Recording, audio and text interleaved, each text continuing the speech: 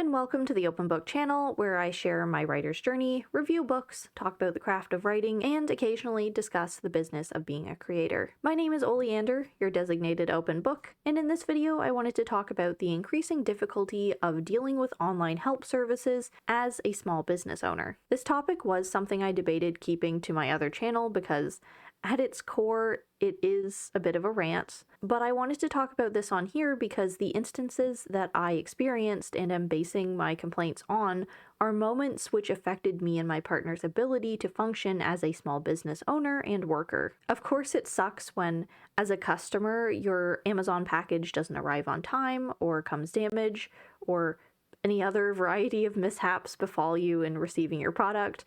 But as someone who is a freelancer, for example, a worker that functions on an individual level and does not have a structure above them to turn to when they need assistance or information, I am finding that there has been a severe decline in the ability to acquire said information, which makes the jobs of individual contractors not just harder, but in some cases impossible. And I hope I'm not the only one finding this scary. First, I'm going to give two personal examples where a corporation's help centers have impeded my ability to do business as an individual, then get into why this is happening and speculate on what we can do about it, because that's all I can do. And our first culprit is PayPal, which, I know people have a lot of problems with PayPal in general, but this is not the typical holding of money kind. As a freelance writer and editor, I use PayPal as my host for payment transactions. If you are someone who uses PayPal a lot for business or personal use, you may have clicked into the paypal.me option, where they will provide you with a link that is supposed to be quick and easy to send to others and receive payments from them. In the not too distant past, I worked to further separate my business and personal accounts, as well as change the pen name I am going to use professionally in running my business. It was easy enough to change the email that I have attached to PayPal and the rest of the exterior information on the profile that clients can view from the outside, all except the paypal.me link. For whatever reason, it did not change along with the account profile's username, email, or business title. No matter where I scroll around through PayPal's backend as a seller, and I have clicked around in circles on there a lot trying to figure this out, trust me, I cannot change the paypal.me link. I can change the profile name on the paypal.me, and the picture and the background and the description of the paypal.me, but I cannot change the custom URL tag on the paypal.me link or the @username. So I contacted PayPal's help center to see if I could simply get them to change it for me.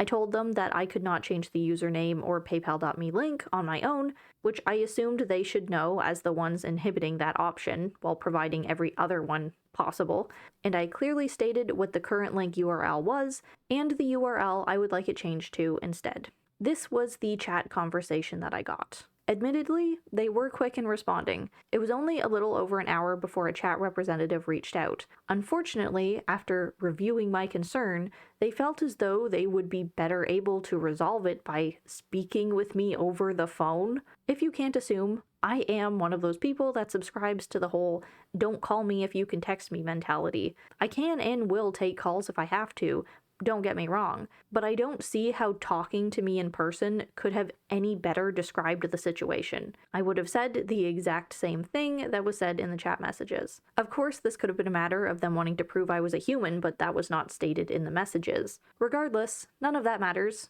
I didn't get the chance. They called me, supposedly, because I didn't receive one. There is none in my call history chat logs. And I do have my cell phone attached to my PayPal correctly because I have to receive codes every time I go on. So, supposedly they called me. Then within 5 minutes of not getting a reply from me, they hit me with a "feel free to reply whenever you're ready" response, and closed the chat log. As you can see at the bottom, this chat log is archived, not active.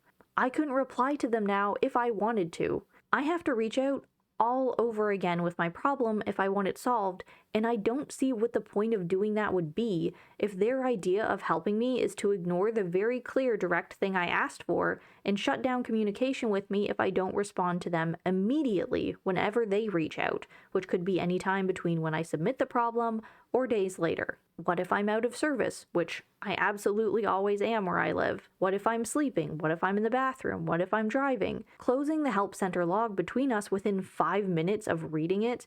Clearly, their priority is only in cleaning out their chats as quickly as possible and not actually resolving people's issues. This system does nothing but place responsibility on me for being the one to not pick up the phone, and not on them for being inflexible and unwilling to do the slightest amount of work required to resolve my issue. Again, assuming they actually even called me, because I don't know. What I do know for a fact is that my phone is connected to my PayPal properly because I receive codes from them every single time that I log on. So that certainly wasn't a problem. This instance is not detrimental to my business, but it is frustrating and limiting. I now cannot use my PayPal.me feature because it doesn't align with my business's brand at all. And next up is Google. Now, compared to my experience with PayPal inhibiting my access and options as a freelancer, I also had a recent instance of receiving terrible customer service online when dealing with a physical product from Google itself. Me and my partner do a variety of odd jobs. We're pretty handy people. My partner more so than myself, but for my day job, apart from being a writer and creator, I work alongside him and we end up doing a lot of other smaller bits of work that are not technically part of our job description, but which usually complement the completion of our projects. For example, a client whose house we are working on, from its interior framing to its exterior installations, well, they wanted a door cam. And because we're the ones doing the outer walls, it made sense for us to help and look into installing that for them because it needs to interact with the siding. If you plan that sort of thing out from the start, it makes everything easier in the long run. In this interaction, though, we are nothing but a contracted worker.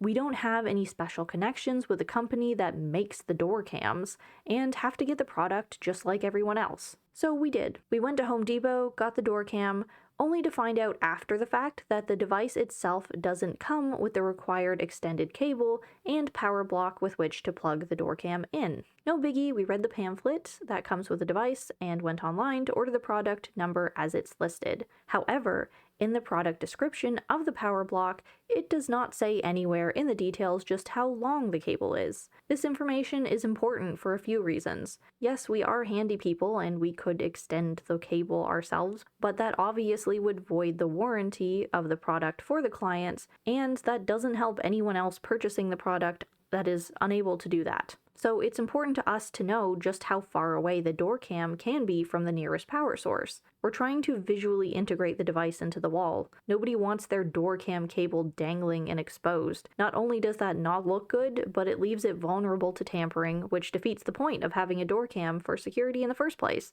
All we needed to know was how long the cable length is, so we could plan around which outlet to use and where to install it on the wall. So we go into the help chat on the Google Shop website to ask further questions about the product. The very clearly a chatbot responds by pasting the details of the product page into the chat. Obviously unhelpful, as we already know the description does not say how long the cable is, only the dimensions of the power brick. After a bit more back and forth, specifically asking for the length of the cable which is not in those details, the chatbot pastes the exact same description into the chat again. Because we were being clear that no, they are not answering the question, we got passed on to another service chat messenger. I called the first one a chatbot, but that's just an assumption I made based on its inability to understand what we're asking for, apart from what the product page is capable of providing already. My faith that the first one was a chatbot was fully confronted upon trying to deal with the second messenger, however, because they felt even less like a human service representative. At the very least, English was not their first language, which is okay, but some of the sentences they were writing were so poorly constructed that it didn't feel like they were writing sentences. It was just fractured blips of service responses. After they also pasted in the product description, and we very clearly stated that the information we are looking for is not listed there, the chat service messenger proceeded to try and tell us there is no cable length to this product and that it depends on the situation. I cannot describe how frustrating that was. The product is literally the connector to plug into a door cam. On one end of it is a box that plugs into the wall to supply power, and the other end connects to the door cam. Of course there's a cable between us. How long is the damn thing? Just look at the product picture. What do you think that is, other than a cable? A part of me wants to believe that they may have been trying to say that the length with which you can have your door cam from an outlet depends on where your outlet is, but we are in the process of construction. We are trying to know where to build the outlet so that this apparently non-existing cable will indefinitely reach, which is literally a luxury that everybody else buying this product doesn't have, and they need to know the cable length. And to otherwise be told that there is no cable is ridiculous. Wired is literally in the product's name. This would be one thing if we were dealing with a third-party seller without access to that unprovided product information, but we are using the product maker's site. I'm a reasonable person, and I also understand that the chat service representative may not have access to that information themselves, but there should be some way to get that information for a customer other than buy it and find out. The correct response is not to gaslight customers by saying there is no cable on the product that is essentially nothing but a cable.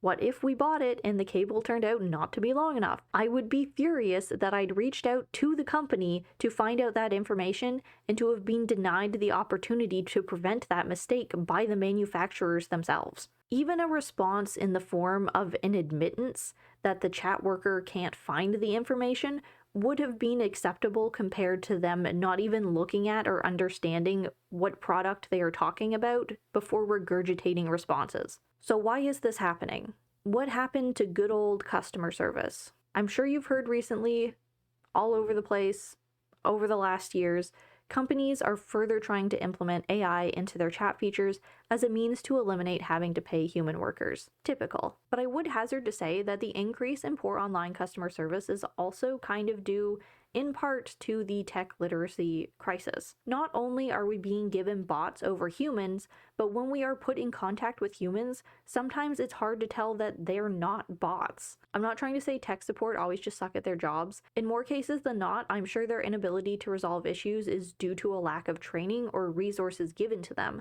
But when it comes to actually responding to customers, the act of processing information and communicating with another human, that's where I'm finding the greatest concern. It's like, well, maybe not everyone has endured this phenomena personally, but in my experience and the experience of everyone around me who has ever hosted a local marketplace ad on Facebook, the majority of responses are people asking questions that are plainly shown in the description of the item, sometimes even the title of the item itself. This is a much more blatant display of a lack of willingness to find answers for oneself than, say, coming across a YouTube comment where the commenter obviously didn't watch the whole video or acknowledge its content. We have entered an era where tech and literacy is so low that people would rather instinctively comment on something to be given an answer directly than to take 2 seconds to read the answers that have been provided to them. And this shift in society runs counterintuitive to the whole business of providing help services online. I'm personally a very straightforward, forthright person when it comes to seeking assistance. I have always exhausted my resources before reaching out to anyone else for help,